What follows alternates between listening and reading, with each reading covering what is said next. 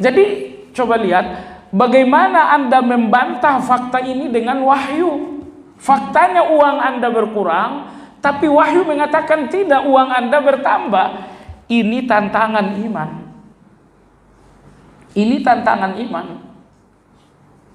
Ya. Jadi jangan terlalu fokus dengan fakta, karena fakta ini enggak sepenuhnya kebenaran. Kebenaran yang sesungguhnya kebenaran adalah hakikat. Hakikat hak. Maka di antara Asmaul Husna adalah al-haq. Karena Allah adalah hakikat dari segala-galanya.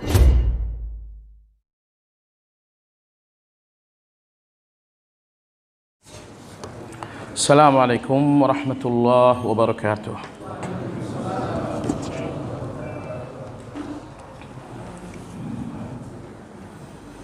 Alhamdulillah alladzi bi ni'matihi tatimmus shalihat. Wa ashhadu an la ilaha illallah wahdahu la syarika lah. Wa ashhadu anna Muhammadan abduhu wa rasuluhu la nabiyya ba'dah. Allahumma salli wa sallim ala Muhammad wa ala alihi wa ashabihi wa man ihtada bihadihi ila yaumiddin. Ya ayyuhalladzina amanu ittaqullaha haqqa tuqatih wa la tamutunna illa wa antum muslimun.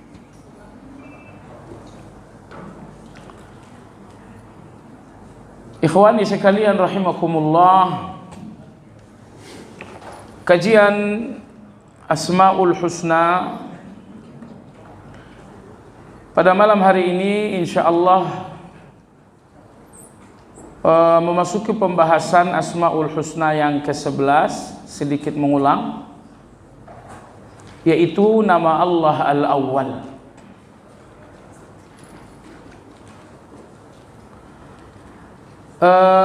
Kalau Anda pernah dengar orang-orang yang bersenandung sifat 20, mereka menyebutkan sifat kidam, wujud, kidam, baqa. Kidam tidak tersebut dalam Al-Quran sebagai nama ataupun sebagai sifat bagi Allah. Dalam surat Yasin Allah menyebutkan qadim, pecahan kata dari kidam, tapi bukan sebagai nama, juga bukan sebagai sifat. Hatta adakal urjunil qadim. Jadi kata kidam itu dalam pengertian Asmaul Husna atau dalam pengertian sifat Allah tidak tersebut dalam Al-Quran. Yang tersebut dalam Al-Quran adalah Al-Awwal, yang maha awal. Asmaul Husna Al-Awwal sama dengan Al-Akhir, Al-Zahir, Al-Batin. Keempat Asmaul Husna ini sangat akrab dengan keseharian kita seharusnya. Karena di antara zikir jelang tidur berbunyi Allahumma antal awwalu falaysa qablaka syai' wa antal akhiru falaysa ba'daka syai' wa antal zahiru falaysa fawqaka syai' wa antal batinu falaysa dunaka syai' Allahumma qdi anni ad-dain wa aghnini minal faqr. Anda bacakan ini menjelang tidur, dijamin hutang-hutang Anda semuanya lunas. Dijamin, karena dari Nabi kita jaminan itu, bukan dari saya. Tapi bukan berarti kemudian Anda semakin menjadi-jadi berhutang. Pada dasarnya berhutang itu tercela. Maka Nabi kita berlindung dari hutang. Allahumma inni a'udzubika minal ma'thami wal maghram. Ya Allah, aku berlindung kepadamu dari dosa dan hutang. Rupa-rupanya Nabi kita sering membacakan doa ini. Sehingga seseorang bertanya, ya Rasulullah, sering sekali Anda bacakan doa itu. Aku berlindung kepadamu dari dosa dan hutang. Apa hubungannya dosa dan hutang? Kata Nabi SAW, innar rajula idza gharima kadhiba. Karena seseorang apabila sudah banyak hutang, biasanya banyak berdusta. Jadi kita ini zalim. Gembira kita saat ngutang, tapi gak gembira kita saat ngembaliin. Mestinya segembira Anda mendapatkan pinjaman hutang, segembira itu pula Anda mengembalikan hutang. Itu baru namanya baik. Dan kalau Anda berpikir kenapa ngutang lagi, kapan berhentinya hutang? Salah satu penyebabnya adalah jangan suka menunda pembayaran hutang. Kalau jatuh tempo pembayaran hutang Anda Januari, Anda undur sampai setahun, Anda nyusahin orang, Anda nyakitin orang. Di titik itulah Allah akan menghukum Anda dengan hutang lagi. Oleh sebab itu saya serukan kepada seluruh teman-teman, ikhwan sekalian, nomor satu, bertekadlah nggak akan ngutang. Nomor dua, kalaupun berhutang harus dalam keadaan darurat. Nomor tiga, tepati janji bayar hutang. Dan yang keempat, bacakan zikir-zikir terkait dengan bayar hutang. Nah, ini salah satunya nih, menjelang tidur, Allahumma rabbas samawati sab'i wal ardi wa rabbal arsyil karim. Lalu berikutnya Allahumma antal awwal falaysa qablaka syai' sampai akhir. Maka tadi saya katakan al-awwal, al-akhir, al-zahir, al-batin, keempat nama ini akrab dengan kita karena selalu dibacakan menjelang tidur. Bagi Anda yang punya hutang piutang, zikir ini menjadi asbab hutang itu segera lunas.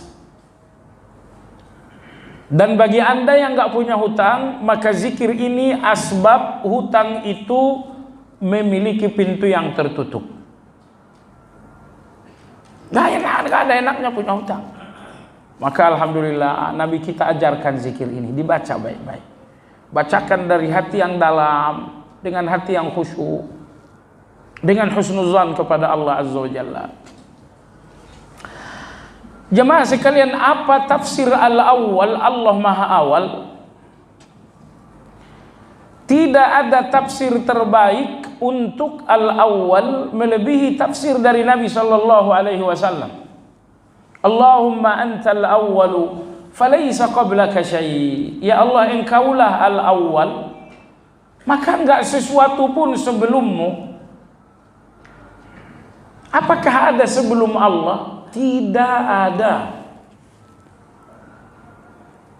Jadi Allah al-awwal, awal bagi segala-galanya.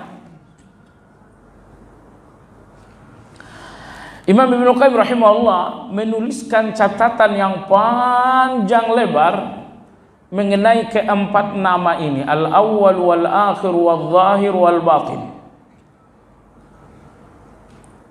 dalam kitab Thariqul Hijratain wa Babus Sa'adatain. Satu kata dari Imam Ibnu Qayyim, beliau mengatakan bahwa keempat nama ini adalah rukun ma'rifatullah. Gak mungkin seseorang mengenal Allah sebelum ia mendalam memahami keempat nama ini. Gak mungkin, mustahil seseorang mengenal Allah kalau tidak mendalam memahami keempat nama ini. Al-Quran menyebutkan al-awwal satu kali saja, yaitu dalam surat Al-Hadid ayat yang ketiga. Baik. Sebelumnya Allah Subhanahu wa taala berfirman, Sabbaha lillahi ma fis samawati wal ard wa huwal azizul hakim. Semua penghuni langit dan bumi memaha sucikan Allah. Dialah yang maha perkasa, dialah yang maha bijaksana. Lahu mulkus samawati wal ard yuhyi wa yumitu wa huwa ala kulli syai'in qadir. Dialah yang berkuasa di setiap lapisan langit. Dia pula yang berkuasa di setiap jengkal bumi. Wa huwa ala kulli syai'in qadir. Dan dia mampu segala-segalanya. Huwal awwal wal akhir wal zahir wal batin. Dialah yang maha awal, dia pula yang maha akhir. Dia yang maha zahir, dia pula yang maha batin. Wa huwa bikulli syai'in alim. Dan dia mengetahui segala-galanya. Huwallazi khalaqas samawati wal arda fi sittati ayyam. Dialah yang menciptakan 7 lapis langit dan menciptakan bumi dalam 6 hari. Tsumma stawa 'alal 'arsy. Kemudian ia bersemayam di atas arasy. Ya'lamu ma yaliju fil ardi wa ma yakhruju minha. Dia mengetahui apapun yang masuk ke dalam perut bumi. Berapa jenazah hari ini? Berapa bibit-bibit yang ditanam hari ini? Ya'lamu ma yaliju fil ardi wa ma yakhruju minha. Allah Maha tahu apa saja yang memasuki bumi. Wa ma yakhruju minha. Allah pun Maha tahu apa saja yang keluar dari perut bumi. Berapa minyak yang dibor, berapa banyak air yang disedot, berapa banyak tumbuh-tumbuhan yang keluar dari bumi, yang tumbuh dari tanam-tanaman kita. Allah mengetahui semua yang masuk, semua yang keluar. Wa ma ya'ruju wa ma yanzilu minas sama'i wa ma ya'ruju fiha. Allah tahu semua yang turun dari langit, dan Allah pun tahu semua yang naik ke langit. Wa huwa ma'akum aina ma kuntum. Dia bersama kalian dimanapun kalian berada. Wallahu bima ta'maluna basir. Dan Allah melihat segala perilaku kalian. Lahu mulkus samawati wal ard. Dialah penguasa di setiap lapisan langit dan bumi. Wa ilallahi aqibatul umur. Wa ilallahi turja'ul umur. Dan kepada Allah segala urusan dikembalikan. Yulijul laila fin nahari wa yulijul nahara fil lail. Wa huwa alimun bidzatis sudur. Allah yang memasukkan siang ke malam ketika saatnya datang malam. Dan Allah memasukkan malam ke siang, saatnya siang akan datang. Wa huwa alimun bidzatis sudur. Dan Allah mengetahui semua yang ada dalam hati dan pikiran kalian. Ini surat Al-Hadid dari ayat pertama sampai ayat yang ke-6. Ini sangat dahsyat. Ini ayat-ayat yang berbicara tentang ma'rifatullah. Baiklah, jadi tadi pada ayat ketiga Allah berfirman huwal awwal wal akhir. Dialah yang maha awal, dia pula yang maha akhir. Penulis berkata as-sabiqu lil asya'i kulliha. Dialah Allah yang mendahului segala-galanya. Allah yang mendahului segala-galanya. Imam Ibnu Qayyim rahimahullahu ta'ala mengatakan semua yang terdahulu berakhir pada Allah, karena Allah awal segala-galanya. Semua yang belakangan dan akan datang berakhir pada Allah, karena Allah adalah akhir segala-galanya. Kita mengenal kata sebelum, kita pun mengenal kata sesudah. Di manakah berakhir kata sebelum itu? Jawabannya pada Allah. Sebelum Nabi kita ada Isa, sebelum Nabi Isa ada Musa, sebelum Musa ada Ibrahim. Di mana berakhir kata sebelum itu? Kata sebelum itu berakhir pada al-awwal, yaitu Allah. Sesudah Musa ada Isa, sesudah Isa ada Muhammad alaihi wassalatu wassalam. Di mana berakhir kata sesudah itu? Sesudah itu berakhir pada al-akhir, yaitu Allah Subhanahu wa ta'ala. Sehingga Imam Ibnu Qayyim mengatakan al-awwal wal akhir menunjukkan al-ihatatuz zamaniyah. Maha awal, maha akhir, artinya bahwa Allah meliputi waktu. Kalau Anda diliputi oleh waktu, kalau Anda dibatasi oleh waktu, ada waktu sebelum bagi Anda dan ada waktu sesudah bagi Anda. Anda dibatasi oleh waktu. Tapi apakah waktu membatasi Allah? Subhanallah, Allah Maha Suci. Tidak ada waktu yang membatasi Allah, karena Allah sendiri yang menciptakan waktu itu. Tidak ada waktu yang membatasi Allah, justru Allah yang membatasi waktu. Karena Allah yang menciptakan waktu itu. As-sabiqu lil asya'i kulliha, Allah lah yang mendahului segala-galanya. Lahul awwaliyatu idh kana mawjudan wala syai'a qablahu wala ma'ahu. Dialah Allah yang maha awal, karena tidak ada yang ada sebelum Allah. Semua yang ada setelah Allah. Sebelum Allah tidak ada itu. Ada. Kapan ada itu? Ada setelah Allah. Sebelum Allah tidak ada. Karena Allah adalah awal segala-galanya. Dalam hadis Imran bin Husain di sini disebutkan, hadis riwayat Imam Bukhari.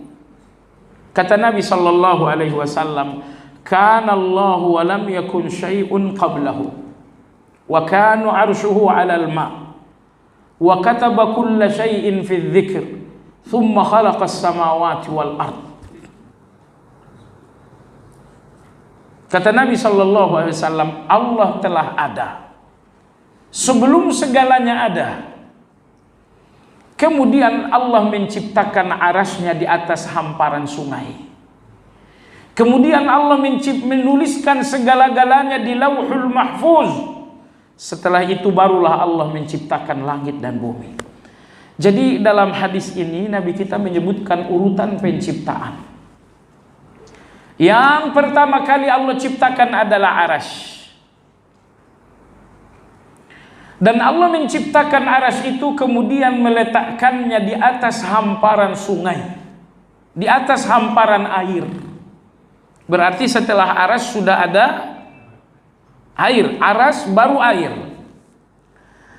Setelah itu wa kataba kulla syai'in fi dzikr. Setelah Allah ciptakan arasy, kemudian Allah sudah ciptakan pula air. Kemudian Allah menulis segala yang akan diciptakan di Lauhul Mahfuz. Setelah Allah selesai menulis, baru kemudian Allah menciptakan langit, kemudian Allah menciptakan bumi. Kalau Anda bertanya kenapa setelah arasy yang pertama kali diciptakan adalah air, jawabannya dalam surat Al-Anbiya. Allah berfirman, "Wa ja'alna minal ma'i kulla syai'in hayyin afala yu'minun." Kata Allah, semua yang hidup aku ciptakan dari air. Manusia hidup, binatang hidup, tumbuh-tumbuhan hidup. Allah berfirman, semua yang hidup aku ciptakan dari air. Wa ja'alna minal ma'i kulla syai'in hayy afala yu'minun. Apakah mereka tidak beriman? Jadi sebelum Allah ciptakan langit, Allah ciptakan bumi, Allah ciptakan air sebelumnya. Karena dari air inilah Allah menciptakan segala yang hidup. Baiklah, jadi urutan ciptaan pertama arasy, kemudian air. Urutan yang ketiga Allah menuliskan takdir. Di urutan keempat barulah Allah menciptakan langit dan bumi. Jadi takdir ini ditulis dulu, baru langit dan bumi diciptakan. Jaraknya berapa? Jarak penulisan takdir dengan penciptaan langit dan bumi ini jaraknya 50.000 tahun. 50.000 tahun. Setelah takdir ini selesai, siapa saja yang akan tinggal di langit pertama? Berapa malaikat? Siapa saja namanya? Di langit kedua siapa saja malaikat? Siapa namanya? Selesai. Di bumi, siapa aja yang akan lahir di bumi dari manusia? Berapa laki-laki, berapa perempuan, rezekinya bagaimana? Setelah catatan ini selesai sedetil-detilnya, 50.000 tahun setelah itu barulah Allah ciptakan langit dan bumi. Setelah diciptakan langit dan bumi, perlahan-lahan diciptakanlah pengisi langit dan bumi sesuai dengan catatan takdir ini. Di langit pertama siapa saja, kembali ke takdir Allah. Ada fulan. Di bumi siapa aja yang diciptakan? Fulan. Maka Allah mulai menciptakan langit, Allah mulai menciptakan bumi. Baik, jarak antara takdir dengan penciptaan langit dan bumi tadi 50.000 tahun. Lalu Allah mulai menciptakan langit dan bumi. Berapa lama? Allah Subhanahu wa taala menciptakan langit dan bumi selama 6 hari. Tentu saja Allah Subhanahu wa taala mampu menciptakan langit dan bumi dalam waktu yang lebih cepat, tapi Allah ingin memberikan contoh bahwa tidak boleh terburu-buru dalam segala-galanya. Allah mampu segala-galanya, tetapi Allah lebih memilih menciptakan secara gradual. Allah memilih untuk menciptakan secara berangsur-angsur. Jemaah sekalian yang saya hormati,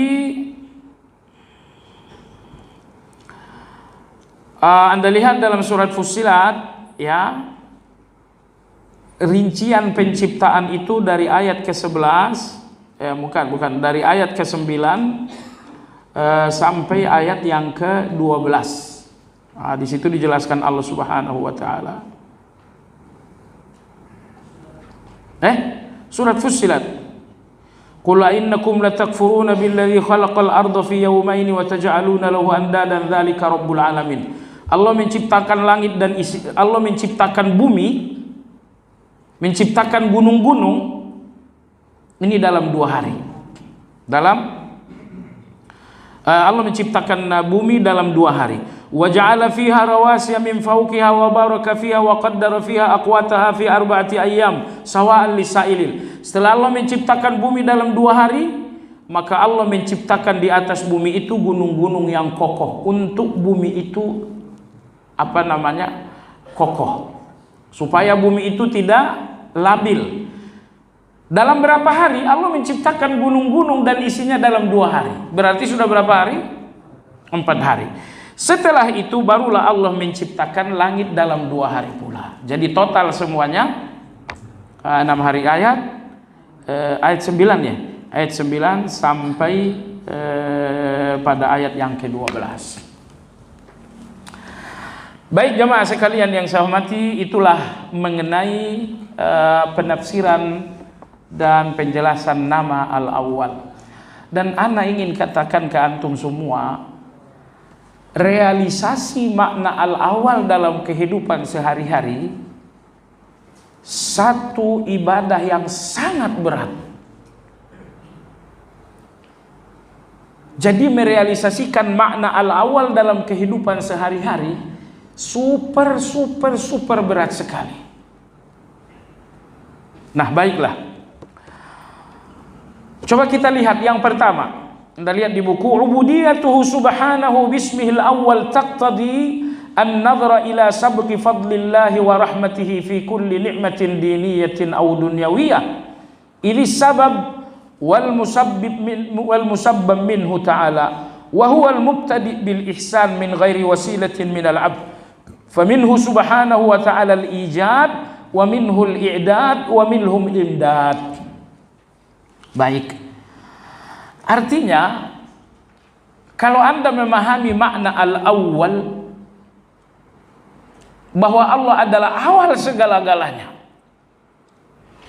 maka ibadah terbesar Anda dalam hubungannya dengan makna al-awwal, bahwa Anda harus melihat bahwa Allah mendahului segala nikmat duniawi dan ukhrawi. Bahwa Allah mendahului, bahwa Allah adalah awal segala nikmat ukhrawi dan duniawi.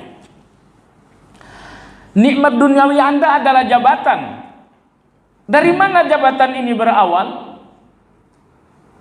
Karena Anda sudah tahu adalah Allah al-awwal, maka dialah awal segala-galanya, maka Anda harus melihat jabatan ini berawal dari Allah. Kemarin Anda sehat dan sekarang Anda sudah sakit. Kemarin Anda sakit, sekarang Anda sudah sehat. Dari mana sehat ini berawal? Allah adalah al-awwal, maka dialah awal segala-galanya. Setelah sakit sekian lama, lalu sehat berawal. Awal dari sehat ini adalah al-awwal. Nah, jadi di mana kesulitan yang saya maksudkan? Jamaah sekalian, di depan Anda ada sebab dan ada akibat. Rata-rata orang melihat sebuah akibat itu berawal dari sebab. Sakit, kemudian berobat, kemudian sembuh. Obat ini adalah sebab, sembuh itu adalah akibat. Nah, rata-rata orang mengembalikan akibat ini kepada sebab. Inilah kekeliruan akidah itu. Jangan kembalikan segala-galanya kepada sebab. Sehat itu sebabnya obat. Sukses itu sebabnya berjuang. Uang banyak ini sebabnya berdagang. Tapi Asmaul Husna al-awwal menginginkan agar Anda tidak menghubungkan semua nikmat kepada sebab. Karena sebab itu bukan awal segala nikmat. Awal segala nikmat adalah al-awwal. Nah, saya lihat jamaah sekalian, memang tantangan terberat kita sebagai orang yang beriman, bagaimana Anda mendustakan fakta dengan hakikat. Faktanya sembuh ini dari obat, tapi hakikatnya sembuh ini dari yang menciptakan obat itu, yaitu Allah. Anda sembuh setelah ke dokter, iya, oke. Siapa yang bikin dokter? Allah. Siapa yang ngasih cerdas bagi dokter? Allah. Siapa yang memberi petunjuk kepada dokter sehingga diagnosanya tepat? Allah. Siapa yang memberi petunjuk bagi dokter sehingga komposisi obatnya pas? Allah juga. Kalau begitu sehat Anda bukan dari dokter, tapi dari yang menciptakan dokter. Dokter ini adalah fakta, yang menciptakan dokter itu adalah hakikat. Iman mengharuskan Anda mendustakan fakta ini dengan hakikat. Jadi Anda katakan saya sehat bukan dokter, tetapi Allah Subhanahu wa taala. Mirip dengan ini agar sedikit difahami. Kalau Anda punya uang 1 juta, kemudian Anda sedekah sebanyak 500.000. Faktanya uang Anda bertambah atau tidak?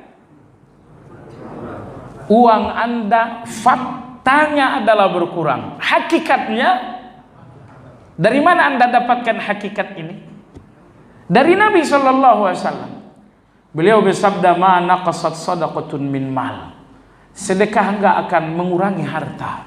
Bal yazdad, bal yazdad, bal yazdad. Justru harta ini bertambah.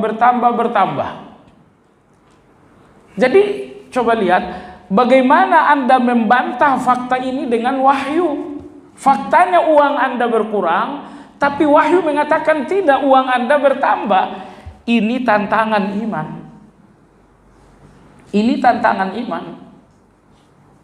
Ya. Jadi jangan terlalu fokus dengan fakta, karena fakta ini enggak sepenuhnya kebenaran. Kebenaran yang sesungguhnya kebenaran adalah hakikat. Hakikat hak. Maka di antara Asmaul Husna adalah al-haq, karena Allah adalah hakikat dari segala-galanya. Baik jamaah sekalian yang saya hormati, ini catatan penulis. Jadi semua nikmat duniawi, semua nikmat ukhrawi memang ada sebabnya, tapi tidak berawal dari sebab itu, melainkan berawal dari al-awwal. Dulu saya nggak punya uang, lalu saya berbisnis. Perlahan-lahan saya punya uang. Perlahan-lahan saya punya uang, saya pun jadi kaya dengan sebab bisnis. Ketika sebab bisnis ini menjadi sebab saya punya uang, kadang-kadang saya melihat sebab ini awal. Itulah yang nggak boleh. Sebab itu ikhtiar bukan awal. Awal uang banyak Anda adalah dari Allah. Karena yang memberikan bisnis ini Allah, yang memberkahi bisnis Allah, yang memberi petunjuk Anda berbisnis ini Allah. Saya punya kawan, istrinya jago bikin bumbu.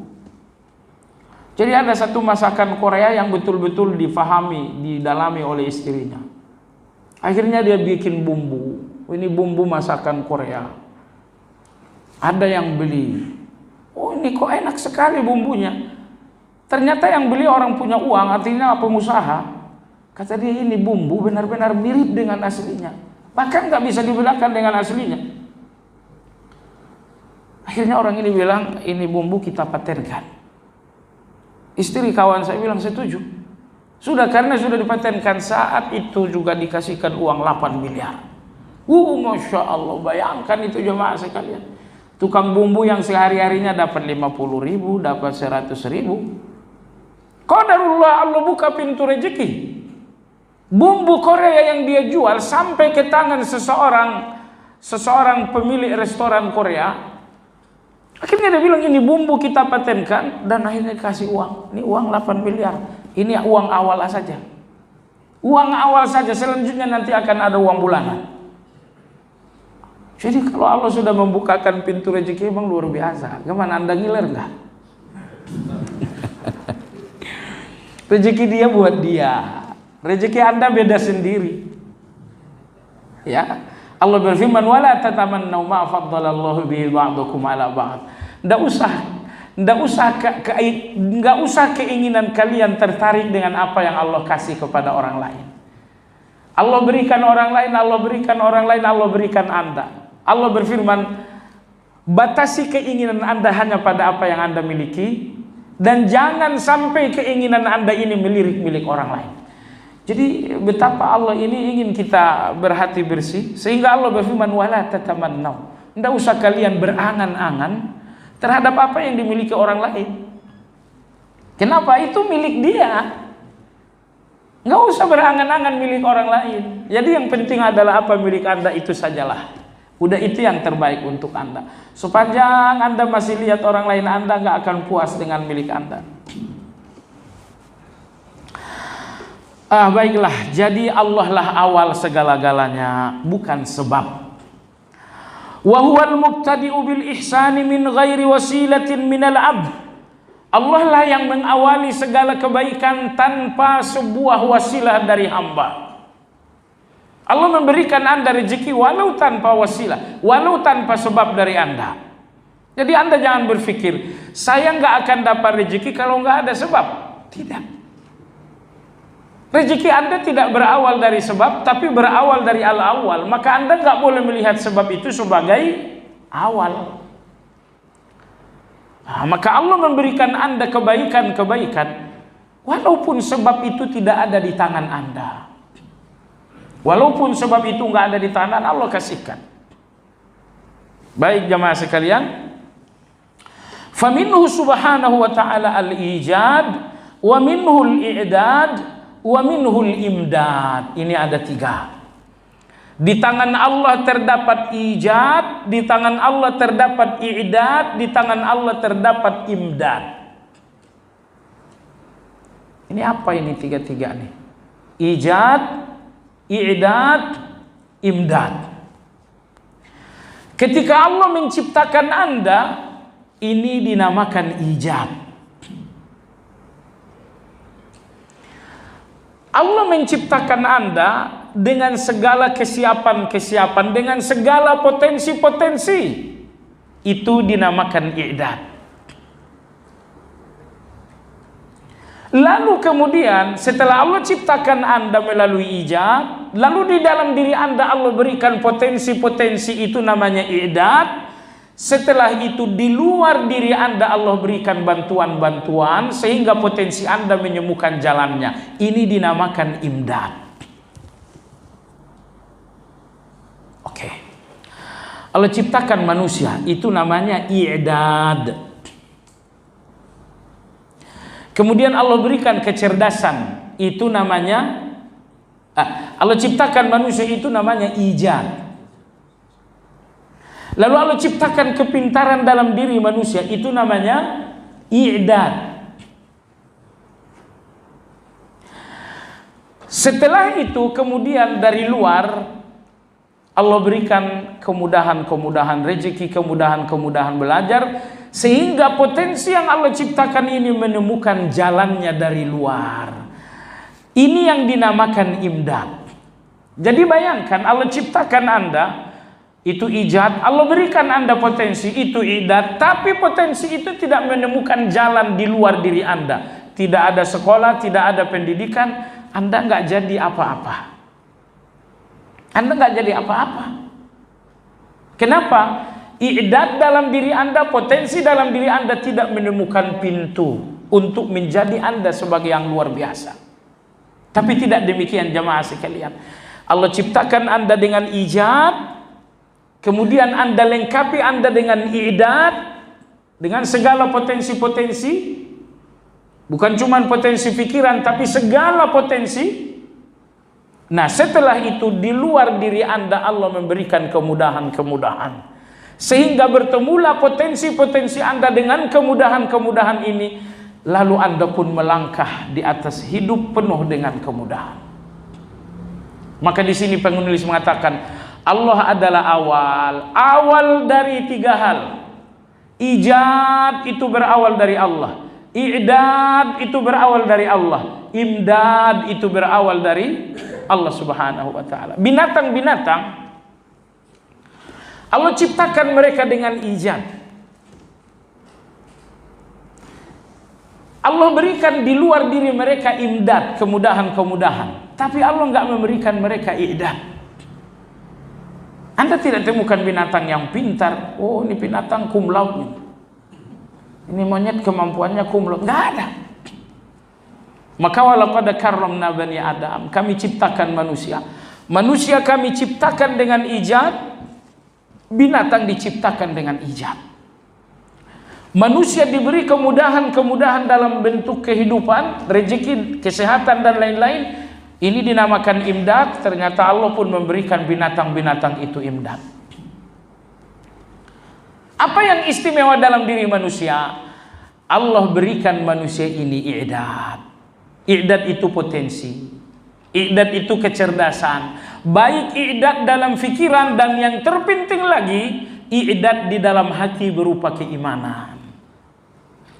Sehingga apabila i'dad berupa fikiran, i'dad berupa keimanan bertemu dengan imdad, kemudahan-kemudahan dari Allah Subhanahu wa ta'ala berupa rezeki, maka kita pun menemukan kehidupan yang sangat mudah. Baik jamaah saya kalian. Kemudian penulis berkata, fala yaltafit ila ghairihi wa la yathik bisiwahu wa la yatawakkal ala ghairihi. Ini sangat berat. Jangan pernah dalam segala kebutuhan Anda menoleh kepada selain Allah. Jangan menoleh kepada siapapun dalam segala kebutuhan.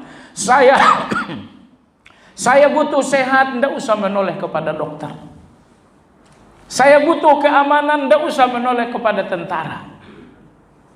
Saya butuh kecerdasan, tidak usah menoleh kepada guru-guru. Sepanjang Anda tahu Allah adalah awal segala-galanya, maka jangan lagi Anda menoleh kepada semuanya. Menoleh dalam arti kata menoleh hati, bukan menoleh ikhtiar. Hati ini jangan menoleh kepada selain Allah. Tapi bahwa Anda berikhtiar itu hukumnya wajib. Saya ingin cerdas, saya belajar. Saya ingin sehat, saya berobat. Ikhtiar itu hukumnya wajib. Tapi ingat, ikhtiar itu lahiriah.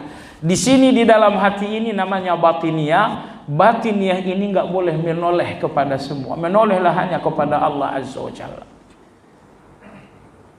Nah, sebagian ulama kita mengatakan 4 nama Allah, kalau Anda fahami baik-baik, akan kokoh tawakal kepada Allah, nggak akan pernah suudzon kepada Allah. Yang pertama, semua keinginan Anda di tangan Allah. Nggak ada keinginan Anda yang nggak ada pada Allah. Aku ingin sukses, di tangan Allah sukses itu. Aku ingin usaha, di tangan Allah usaha itu. Ini nomor satu. Semua keinginan Anda di tangan Allah. Nomor dua, Allah memegang semua keinginan Anda dengan Ar-Rahman, dengan kasih sayangnya. Nomor tiga, Allah melihat Anda dengan Karim. Allah memegang semua keinginan Anda dengan Karim, bahwa Dia Maha Memberi. Kemudian Allah melihat Anda dengan Rahman. Dan yang terakhir, Allah pun alim terhadap diri Anda. Jadi ini 4. Kalau keempat hal ini kokoh dalam fikiran Anda tidak akan pernah menoleh kepada siapapun dalam segala keinginan. Anda nggak pernah menoleh kepada siapapun dalam keinginan. Masuk waktu azan, kita azan dulu sebentar.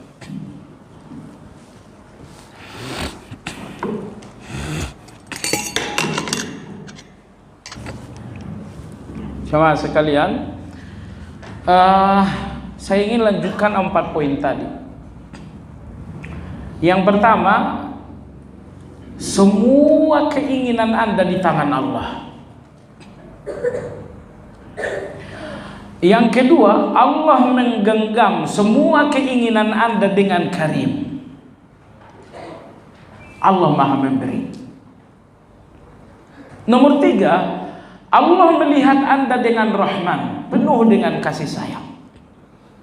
Yang keempat, Allah Subhanahu wa ta'ala al-alim, mengetahui segala-galanya tentang Anda. Kalau 4 hal ini kokoh dalam keyakinan Anda, insya Allah tawakal Anda akan tegak lurus, tidak miring kepada Allah Azza wa Jalla. Oke. Saya butuh uang. Tiba-tiba datang seorang kawan yang kaya raya. Saya lihat keinginan saya ada pada kawan saya. Oke. Tapi apakah dia menggenggam keinginan saya dengan sifat karim, kedermawanan? Belum tentu. Kalaupun dia memegang keinginan saya itu dengan kedermawanan, apakah dia melihat saya dengan pandangan kasih sayang? Belum tentu. Dan apakah dia mengetahui keadaan saya? Belum tentu. Kalau begitu saya nggak seharusnya bersandar dengan kawan ini. Walau di tangannya ada keinginan saya, tapi dia tidak menggenggam keinginan saya itu dengan karim, dengan kedermawanan. Boleh jadi dia pun tidak melihat saya dengan rahim, kasih sayang. Kemudian dia pun tidak sepenuhnya mengetahui keadaan saya. Tetapi Allah Azza wa Jalla, keinginan Anda di tangan Allah. Allah memegang keinginan Anda dengan karim, bahwa Allah Maha Memberi. Kemudian Allah setiap saat melihat Anda rahim dengan rahmat dan kasih sayang. Kemudian Allah alim, Maha mengetahui keadaan Anda, bahkan melebihi Anda sendiri. Anda sedang sakit, Anda sedang butuh uang, Allah tahu betapa susahnya pikiran, Allah tahu semuanya. Jadi jemaah sekalian, kalau Anda lihat keempat hal ini hanya ada pada Allah, Anda tidak akan menoleh kepada siapa-siapa lagi. Saya sedang ketakutan dan saya butuh rasa aman. Tiba-tiba datang seorang tentara bintang 4. Oh, kebutuhan saya ada di tangan orang ini. Oke? Tapi apakah dia memiliki apa yang Anda inginkan dengan sifat karim, dengan kedermawanan? Belum tentu. Apakah dia memandang Anda dengan kasih sayang? Belum tentu. Apakah dia alim, mengetahui keadaan Anda? Belum tentu. Kalau begitu jangan jadikan harapan. Jadi jemaah sekalian yang saya hormati, tidaklah manusia menyandarkan keinginan kepada selain Allah kecuali karena kebodohan. Awalnya kebodohan, ujungnya keletihan, akhirnya lagi adalah keputusasaan. Awalnya kebodohan, berujung dengan keletihan, hasilnya adalah putus asa. Ya, sebab jangan jadikan manusia itu harapan. Walaupun keinginan Anda ada di tangan dia, jangan jadikan itu harapan. Di tangan dia ada keinginan Anda, tapi tidak akan sampai kepada Anda kalau dia bukan seorang dermawan. Tidak akan sampai kepada Anda kalau dia bukan seorang yang penyayang. Tidak akan sampai kepada Anda kalau dia tidak mengetahui keadaan Anda yang sesungguhnya. Jadi ala kulli hal, tak ada yang memahami Anda melebihi Allah. Nggak ada yang mengetahui keadaan Anda melebihi Allah. Tidak ada yang menyayangi Anda melebihi Allah. Tidak ada yang pemurah untuk Anda melebihi Allah. Dan ternyata semua keinginan Anda ada pada Allah. Alhamdulillah. Segala puji bagi Allah Subhanahu wa ta'ala. Anda bisa bayangkan jemaah sekalian, sekiranya rezeki-rezeki kita Allah titipkan pada manusia. Oh, dari 20 tahun lalu kita udah mati kelaparan. Wa kanal insanu qatura. Karena semua manusia memiliki sifat kikir. Kalau dia bertakwa, dia lawan kikir itu sehingga dia bisa dermawan. Tapi kalau dia nggak punya ketakwaan, dia nggak melawan kikir itu, akhirnya dia jadi bakhil. Tapi apakah ada orang yang tidak kikir? Tidak ada. Semua orang kikir. Allah berfirman, wa kana al-insanu qatura. Semua manusia itu kikir, semuanya. Yang berbeda adalah iman, takwa. Kalau Allah berikan Anda iman, dengan iman itu akan Anda lawan kikir. Perlahan-lahan Anda menjadi seorang dermawan. Tapi kalau iman Anda lemah, justru iman ini yang dikalahkan oleh kikir. Iman Anda kalah dengan kikir itu, sehingga Anda jadi orang yang pelit, orang yang bakhil. Nah, jemaah sekalian, saya berharap 4 hakikat ini kokohlah dalam hati kita, jemaah sekalian. Tidak usah diharapkan lagi manusia dalam segala kebutuhan, dalam segala keinginan. Di sini penulis mengatakan fala yaltafit ila ghairihi. Maka janganlah menoleh kepada selain Allah di setiap keinginan. Anda ingin sehat, enggak usahlah menoleh ke dokter. Anda ingin rasa aman, enggak usahlah menoleh kepada aparat-aparat. Terus cukuplah Allah bagi Anda. Maka zikir orang-orang yang bertawakal, bi Allah, cukup Allah bagi saya, cukup. Dokter nggak cukup, obat nggak cukup. Saya hanya akan sampai ke titik cukup dengan Allah. Saya katakan kepada Anda jemaah sekalian, Anda tidak bahagia dengan banyak, namun Anda akan bahagia dengan cukup. Baik. Berapa gaji Anda sebulan? 50 juta. Banyak enggak? Banyak. Banyak, gak ada yang bilang gak banyak tuh. Angkat tangan yang bilang banyak. Yang bilang sedikit. Gaji 50 juta banyak sekali. Baik, pengeluaranmu gimana? Anak pertama saya butuh uang bulanan 20 juta. Anak ketiga saya ini butuh 30 juta. Belum lagi istri yang setiap hari, setiap minggu harus cuci darah 3 kali. Terus 50 juta saya ini kurang. 50 juta itu banyak. Tapi Anda nggak bahagia hanya dengan banyak. Kebahagiaan itu adalah cukup. Kalau sudah cukup Anda bahagia. Berapa gaji Anda? 5 juta. Cukupkah? Cukup, bahagia tuh. Kok bisa cukup? Ya salam. Anak pertama saya itu beasiswa. Anak saya kedua, ketiga itu cum laude, beasiswa juga. Di kantor saya juga dapat dapat sembako mingguan. Jadi uang 5 juta ini saya masih bisa simpan 1 juta. Banyak belum tentu cukup, sedikit belum tentu kurang. Akhirnya kebahagiaan kita itu bukan di kata banyak, tapi kebahagiaan kita itu ada di kata cukup. Dan cukup itu tidak datang kecuali dari Allah. Manusia bisa memberikan Anda banyak, tapi nggak ada manusia yang bisa memberikan Anda cukup. Makanya Allah menyebut dirinya dengan Al-Hasib, Maha mencukupi. Karena Allah Maha mencukupi, maka Allah ajarkan Anda zikir hasbiyallah wa ni'mal wakil. Baik. Wala yafiqu bisiwahu, dan janganlah terlalu percaya dengan selain Allah. Manusia sebaik apapun, jangan mempercayainya 100%. Oh, suuzon, bukan suuzon. Misalnya ada seorang kawan yang sangat baik. Oh, orang ini pokoknya nge-backup kebutuhan kita deh. Penulis mengatakan wala yathiqu bisiwahu. Kepercayaanmu hanya kepada Allah. Jangan berikan kepercayaan itu kepada manusia. Kenapa? Ini kawan ini betapapun ia baik, boleh jadi datang seorang yang dengki lalu memfitnah sehingga teman yang baik berubah menjadi musuh. Jangan percaya dengan semua manusia. Percaya dalam arti kata terlalu berlebihan. Wala yatawakkalu ala ghairihi. Masya Allah, tidak usah sandarkan hidup Anda kepada selain Allah.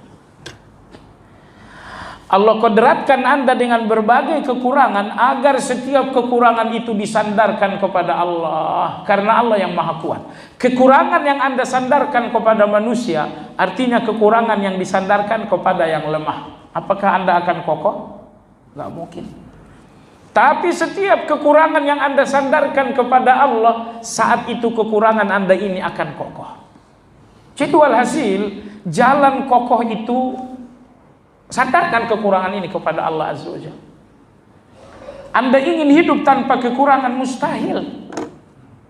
Kekurangan-kekurangan Anda ini nikmat dari Allah agar Anda menemukan jalan yang lebih banyak untuk bertawakal.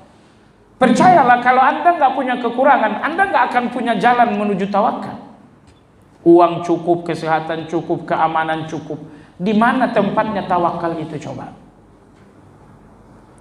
Nggak, tawakal tidak akan menemukan pintu untuk Anda.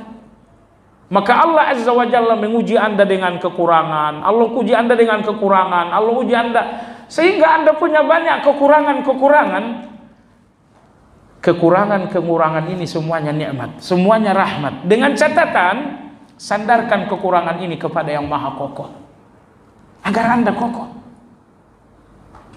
Ya, jangan sandarkan hidup ini kepada yang akan berakhir, tapi sandarkan hidup ini kepada al-akhir. Menyandarkan hidup kepada pekerjaan, pekerjaan ini akan berakhir. Seminggu sebelum datang akhir itu Anda sudah mulai kasak kusuk. Bagaimana nanti kalau udah pensiun? Bagaimana nanti kalau udah pensiun? Gelisah. Kenapa?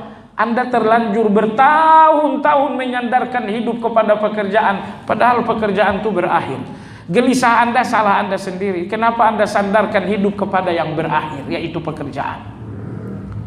Seorang istri gelisah, galau, kenapa suaminya meninggal? Suami yang selama ini membackup segala kebutuhan, saya cuma ibu rumah tangga. Gelisah kamu, salah kamu sendiri. Kenapa kamu sandarkan hidup kepada yang berakhir, yaitu suami? Agama menyandarkan, sandarkan hidup kepada yang tidak akan berakhir, yaitu al-akhir itu sendiri.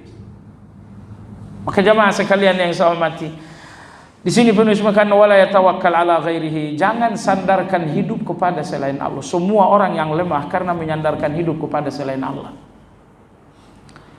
Walaupun badan-badannya tegap, kemudian fisiknya kuat, sepanjang ia bersandar kepada selain Allah, ini orang yang sangat rapuh.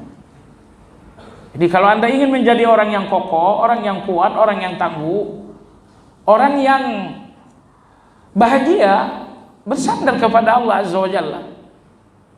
Bersandar kepada Allah Azza wa Jalla. Kalau Anda mau tahu bagaimana bentuk bersandar, kenalilah Hajar, ibunda dari Ismail. Ketika telah sampai di Mekah, Ibrahim membawa Hajar dan anak yang baru dilahirkan, yaitu Ismail. Ditaruhlah di Mekah, tidak satu pun manusia di tempat itu. Selanjutnya Ibrahim memberikan kendi air yang berisi air sedikit dan memberikan bungkusan berisi beberapa butir korma. Beliau mengatakan, wahai Hajar, ini ada korma dan ini ada air. Kata Hajar, Anda mau ke mana? Kata dia, saya mau pulang ke Palestina. Allahu ya'muruka ala hadha. Allah yang memerintahkanmu meninggalkan aku dan anakmu? Kata Ibrahim, iya, Allah yang memerintahkan aku meninggalkan kalian. Kata Hajar, idzan la yudayyi'una. Kalau begitu Allah nggak akan mengabaikan kami. Kepercayaan Hajar bukan terhadap satu ikhtiar. Oh, pergi saja, tabungan masih ada 5 juta lagi. katakan Ibrahim pergi saja, ini ATM masih ada 20 juta lagi. Bukan. Keluarga Khalilullah Ibrahim tidak seperti itu. Ibrahim, kau akan pergi? Iya. Kata Ibrahim, iya, saya akan pergi. Allah yang memerintahkanmu meninggalkan kami? Iya. Allah yang memerintahkan aku. Kata Hajar, kalau begitu pergilah. Kalau Allah yang memerintahkanmu berarti kami nggak akan diabaikan oleh Allah. Betapa mantapnya Hajar, padahal nggak ada tabungan, nggak ada ATM, nggak ada tetangga, nggak ada kawan kerabat, seorang diri di tempat itu. Ibrahim alaihissalam pergi. Setelah beliau sampai di Thaniyatul Wada, di tempat yang tinggi, barulah Ibrahim memandang ke belakang. Dia lihat Hajar, dia lihat anak. Lalu Ibrahim akhirnya berdoa, Rabbana inni askantu min dzurriyyati biwadin ghairi dzi zar'in 'inda baitikal muharram rabbana liyuqimus shalah faj'al afidatan minan nasi tahwi ilaihim warzuqhum minats tsamarat la'allahum yashkurun. Ya Allah, aku tinggalkan istri dan anak-anakku di tempat tanpa ada manusia, tanpa ada makanan. Rabbana liyuqimus shalah. Ya Allah, jadikan mereka nanti orang yang kokoh dalam menjalankan salat. Waj'al afidatan minan nasi tahwi ilaihim. Jadikanlah jiwa-jiwa manusia memandang mereka dengan kasih sayang. Warzuqhum minats tsamarat, lalu berikanlah mereka rezeki. Permintaan Nabi Ibrahim untuk istri dan anaknya 3. Permintaan yang pertama, ya Allah, berikan mereka salat. Permintaan yang kedua, ya Allah, berikan mereka cinta dari siapapun yang melihat mereka. Justru doa yang terakhir, warzuqhum minats tsamarat, berikan mereka rezeki. Nabi Ibrahim alaihissalam pergi, dan terjadilah tragedi yang Anda tahu. Air habis, korma habis, dan Hajar dalam keadaan haus berlari ke sana kemari, ke sana kemari. Akhirnya Jibril mengeluarkan air Zam-Zam seperti Anda tahu. Maka datanglah Hajar mendekati air Zam-Zam yang keluar sedikit demi sedikit. Lalu Hajar mengatakan, Zam, Zam, Zam. Artinya berkumpullah, berkumpullah. Karena air ini keluar sedikit, dia mengatakan zam, zam, zam, zam, berkumpullah. Nabi kita bersabda, rahimallahu umma Ismail, lau lam taqul zam zam lakana ma'an jariyah. Semoga Allah merahmati ummu Ismail. Kalau dia enggak katakan zam zam, niscaya air itu akan mengalir menjadi sungai yang deras. Tapi seorang wanita yang bertawakal mengatakan, wahai air, berkumpullah, zam, zam, zam. Air ini menjadi zam-zam, terkumpul di satu tempat dan tidak mengalir, karena satu kata dari seorang wanita yang berkata, Allah tidak akan mengabaikan kamu. Tawakal. Tawakal. Kata-kata dari wanita tawakal inilah yang mengangkatkan seperti itu. Dan seperti Anda tahu, setelah di sini air sudah muncul, tiba-tiba lewat satu kabilah Bani Jurhum dari Yaman. Mereka melihat ada burung terbang. Mereka mengatakan, ada burung terbang. Kalau ada burung terbang berarti ada mata air. Maka mereka melihat ternyata ada mata air. Terpenuhi doa Nabi Ibrahim yang kedua. Begitu Bani Jurhum melihat ibu dan anak seorang diri di tempat itu, satu kabilah ini mengatakan, kita tidak usah pulang lagi ke negeri Yaman. Kita di sini saja. Kasihan tidak ada teman ibu ini. Satu kabilah tidak jadi pulang ke Yaman, akhirnya mereka tinggal di sana. Makanya Nabi Ismail menikah dengan wanita dari suku Bani Jurhum tersebut. Baik jamaah sekalian yang saya hormati. Jadi maksudnya adalah ketangguhan Hajar, kokohnya jiwa Hajar ketika dia mengatakan, Allah enggak akan mengabaikan kami, pergilah.